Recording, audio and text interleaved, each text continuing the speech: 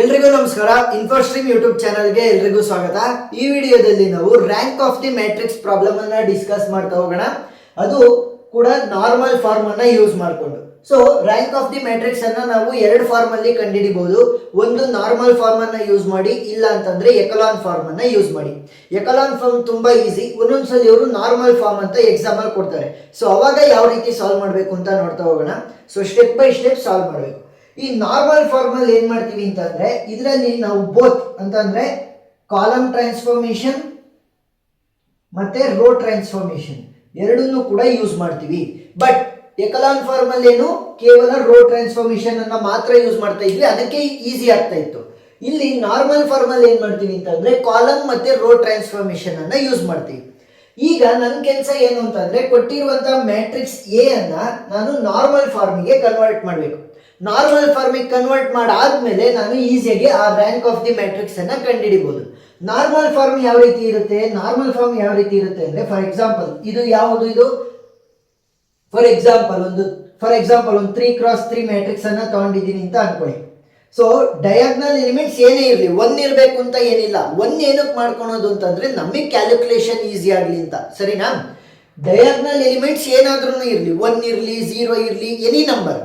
But ಇನ್ನು ಉಳಿದಿರೋವು, ಅದರ ಮೇಲ್ಗಡೆ ಇರುವಂತಹ ಎಲಿಮೆಂಟ್ಸು, ಅದರ ಕೆಳಗಡೆ ಇರುವಂತಹ ಎಲಿಮೆಂಟ್ಸ್ ಎಲ್ಲ 0 ಆಗಿರ್ಬೇಕು. ಏನೋ ಡಯಾಗನಲ್ ಅನ್ನ ಬಿಟ್ಟು ಇನ್ನು ಉಳಿದಿರುವಂತಹ ಎಲ್ಲಾ ಎಲಿಮೆಂಟ್ಸ್ ಗಳು 0 ಆಗಿರ್ಬೇಕು.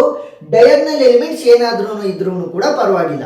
ಸೊ ಇದನ್ನ ಏನಂತ ಕರಿತೀವಿ ನಾವು? ನಾರ್ಮಲ್ ಫಾರ್ಮ್ ಅಂತ ಕರಿತೀವಿ. ಸೊ ಈ ರೀತಿ ನಾನು ಕನ್ವರ್ಟ್ ಮಾಡೋದಕ್ಕೆ ಟ್ರೈ ಮಾಡಬೇಕು ಕೊಟ್ಟಿರುವಂತಹ ಮ್ಯಾಟ್ರಿಕ್ಸ್ ಅನ್ನ.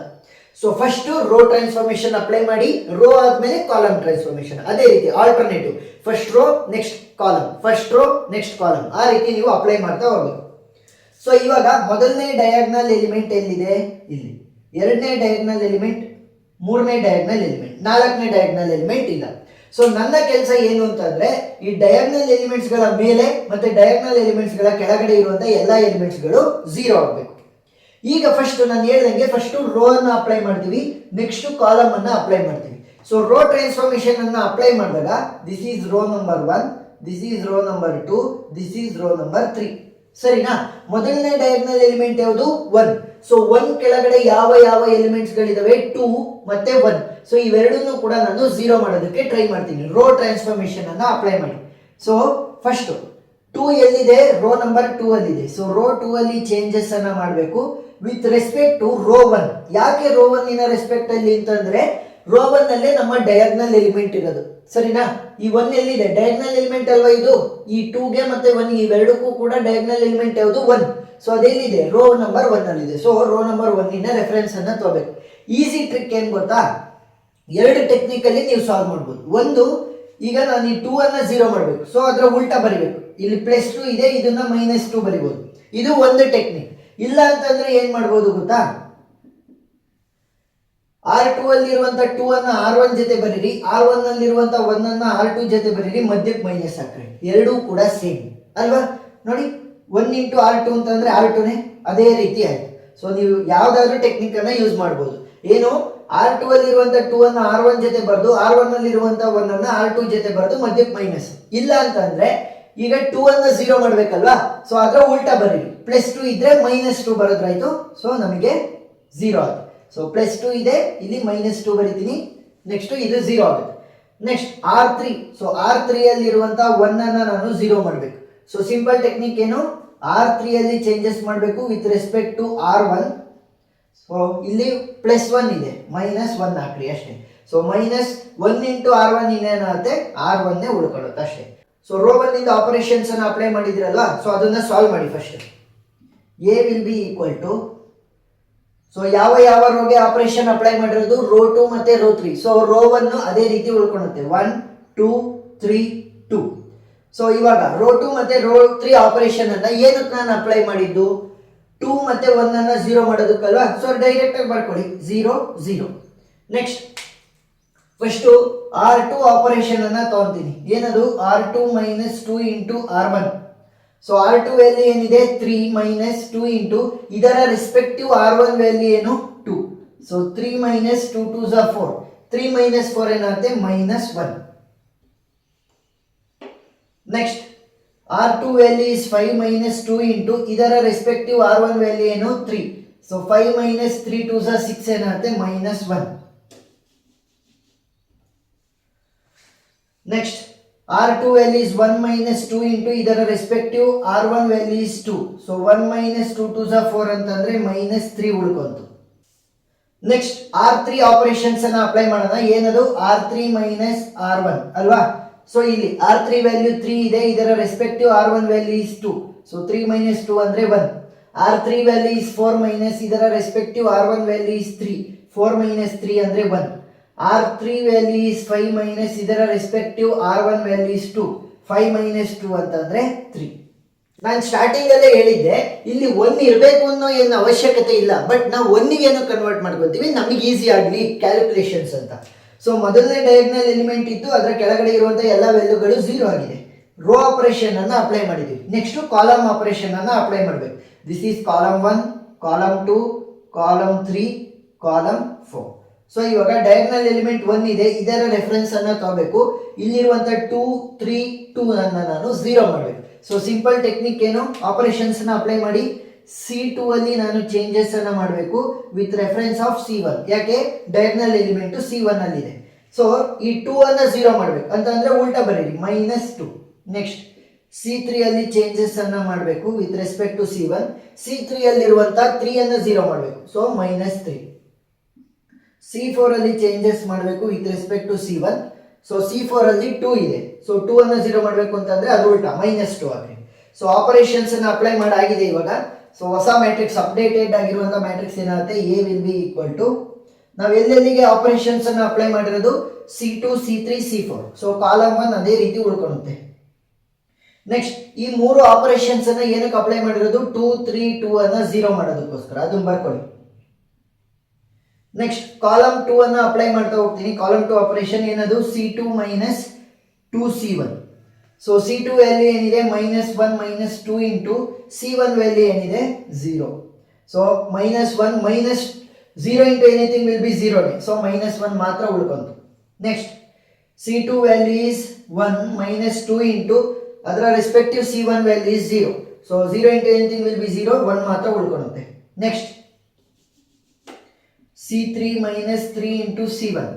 ಸೊ C3 ವ್ಯಾಲ್ಯೂ ಏನಿದೆ -1 -3 ಇಂಟು ಇದರ respective C1 value is 0.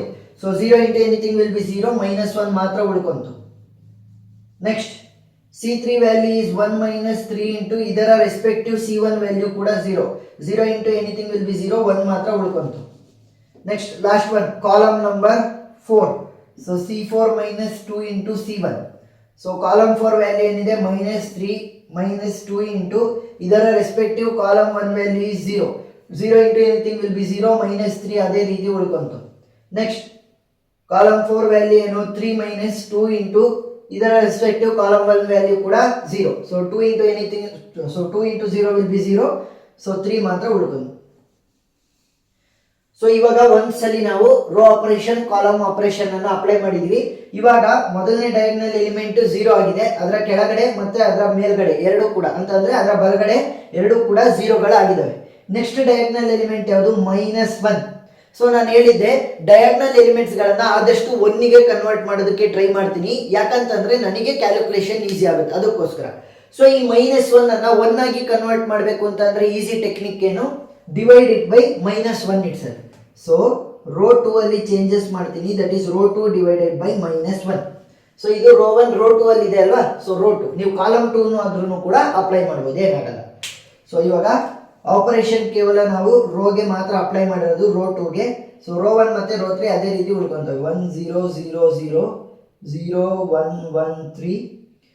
0 divided by anything will be 0 itself. -1 divided by -1. Minus cancel, 1 1s are 1.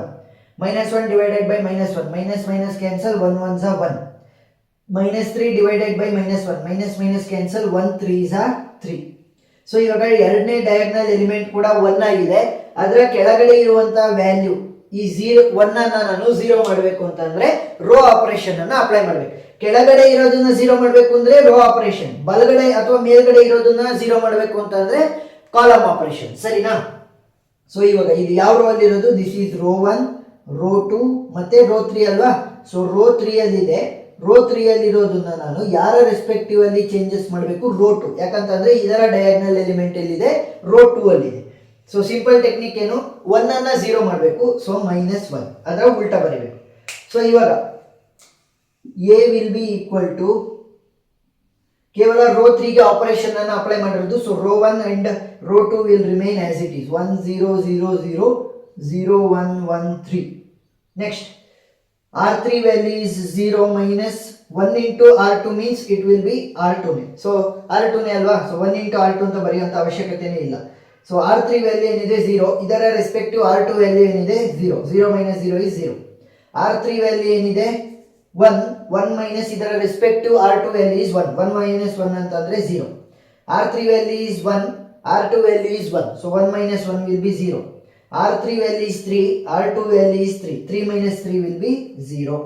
So ಮೊದಲನೇ ಡಯಾಗ್ನಲ್ ಎಲಿಮೆಂಟ್ ಕೆಳಗಡೆ ಮತ್ತೆ ಬಲಗಡೆ 0 ಆಗಿದೆ, ಎರಡನೇ ಡಯಾಗ್ನಲ್ ಎಲಿಮೆಂಟ್ ಕೆಳಗಡೆ 0 ಆಗಿದೆ, ಬಲಗಡೆ 0 ಆಗಿಲ್ಲ. ಸೊ ಈ 1 ಮತ್ತೆ 3 ಅನ್ನ ನಾನು 0 ಮಾಡಬೇಕು. ಸೊ ಯಾವ ಆಪರೇಷನ್ ಅನ್ನು ಅಪ್ಲೈ ಮಾಡಬೇಕು, ಬಲಗಡೆ ಇರೋದನ್ನ ಆದ್ರೆ column operation. This is column 1, column 2, column 3, column 4. Column 3 ಅಲ್ಲಿ ಇದಾವೆ ಮತ್ತೆ ಕಾಲಮ್ 4 ಅಲ್ಲಿ ಇದಾವೆ. ಸೊ ಕಾಲಮ್ 3 ಅಲ್ಲಿ ನಾನು ಚೇಂಜಸ್ ಮಾಡಬೇಕು with respect to diagonal element. ಎಲ್ಲಿದೆ, ಕಾಲಮ್ ಇಲ್ಲಿದೆ. So that is in the column 2, diagonal element column 2 ಅಲ್ಲಿ ಇದೆ. ಸೊ ಅದರ ರೆಫರೆನ್ಸ್ ಅನ್ನ ತಗೊಳ್ಳಿ. ಈ 1 ಅನ್ನ ನಾನು 0 ಮಾಡಬೇಕು, ಸೊ ಉಲ್ಟಾ ಬರೀರಿ -1. ನೆಕ್ಸ್ಟ್ ಕಾಲಮ್ 4, ಕಾಲಮ್ 4 ಅಲ್ಲಿ ಕಾಲಮ್ 2 ರೆಸ್ಪೆಕ್ಟಿವ್ ಅಲ್ಲದೆ ನಾನು 0 ಮಾಡಬೇಕು. 3 ಇದೆ ಕಾಲಮ್ 4 ಅಲ್ಲಿ, ಉಲ್ಟಾ ಬರೀರಿ -3, +3 ಇದ್ರೆ -3. ಸೊ ಇವಾಗ ಕೇವಲ C3 ಮತ್ತೆ C4 ಗೆ ಮಾತ್ರ ಅಪ್ಲೈ ಮಾಡ್ತಿರೋದ್ರಿಂದ ಕಾಲಮ್ 1 ಮತ್ತೆ ಕಾಲಮ್ 2 ಅದೇ ರೀತಿ ಉಳ್ಕೊಂತವೆ. 1 0 0 0 1 0. ನೆಕ್ಸ್ಟ್ ಕಾಲಮ್ 3 ವ್ಯಾಲ್ಯೂ ಏನಿದೆ 0 ಮೈನಸ್ 1 ಇಂಟು C2 ಅಂತ ಅಂದ್ರೆ ಇನ್ನೇನು C2 ನೇ. ಸೊ C2 ಏನು, ಇದರ respective C2 value is 0, so 0 minus 0 is 0. Next column 3 value is 1, column 2 value is 1, so 1 minus 1 will be 0, 0 minus 0 will be 0. Next last one, C4 minus 3 into C2. C4 value is 0 minus 3 into ಇದರ respective C2 value. So ಇದರ respective C2 value ಏನಿದೆ 0. So 0 into anything will be 0, 0 minus 0 is 0. C4 value ಏನಿದೆ 3 minus 3 into ಇದರ respective C2 value ಏನಿದೆ 1. So 3 minus 3 will be 0. Next last one, C4 value is 0 minus 3 into ಇದರ respective C2 value ಏನಿದೆ 0. 0 into anything will be 0, 0 minus 0 is 0. So ಇವಾಗ ನಾವು normal ಫಾರ್ಮಿಗೆ convert ಮಾಡಿದ್ವಿ. ನಾನು ಏನು ಹೇಳಿದ್ದೆ, ಡಯಾಗ್ನಲ್ ಎಲಿಮೆಂಟ್ಸ್ ಏನಾದ್ರೂ ಆಗಿರ್ಲಿ, 1 ಆಗಿರ್ಲಿ 0 ಆಗಿರ್ಲಿ, ಯಾವುದಾದ್ರೂ ನಂಬರ್ ಬಂದಿರಲಿ, ಇನ್ನು ಉಳಿದಿರುವಂತಹ ಎಲ್ಲಾ ಎಲಿಮೆಂಟ್ಗಳು ಕೂಡ 0 ಇರಬೇಕು. ಮೇಲ್ಗಡೆ ಕೆಳಗಡೆ ಅಂತಂದ್ರೆ ಎಲ್ಲಾ ಎಲಿಮೆಂಟ್ಗಳು ಕೂಡ 0 ಇರಬೇಕು. ಡಯಾಗ್ನಲ್ ಎಲಿಮೆಂಟ್ ಒಂದೇ ಬರಬೇಕು ಅಂತ ಏನಿಲ್ಲ, 1 ಬರ್ಬೋದು, 0 ಬರ್ಬೋದು, ಯಾವುದಾದ್ರೂ ಎಲಿಮೆಂಟ್ ಬರಲಿ ಡಯಾಗ್ನಲ್ ಎಲಿಮೆಂಟ್ಸ್, ಬಟ್ ಇನ್ನು ಉಳಿದಿರೋವೆಲ್ಲ 0 ಆಗಿರ್ಬೇಕು. ಈಗ ರ್ಯಾಂಕ್ ಅನ್ನ ಯಾವ ರೀತಿ ಕಂಡುಹಿಡಿಯೋದು, simple technique. Rank of the matrix, rank of the matrix A will be equal to ಎಷ್ಟಾಗುತ್ತೆ ಮ್ಯಾಟ್ರಿಕ್ಸ್ ಇನ್ ರ್ಯಾಂಕ್ ಅಂತಂದ್ರೆ, ಡಯಾಗ್ನಲ್ ಎಲಿಮೆಂಟ್ಸ್ ಗಳನ್ನ ನೋಡಿ. ಡಯಾಗ್ನಲ್ ಎಲಿಮೆಂಟ್ಸ್ ಅಲ್ಲಿ ಎಷ್ಟು ಸಲಿ 1 ಇದೆ, that is the rank of matrix.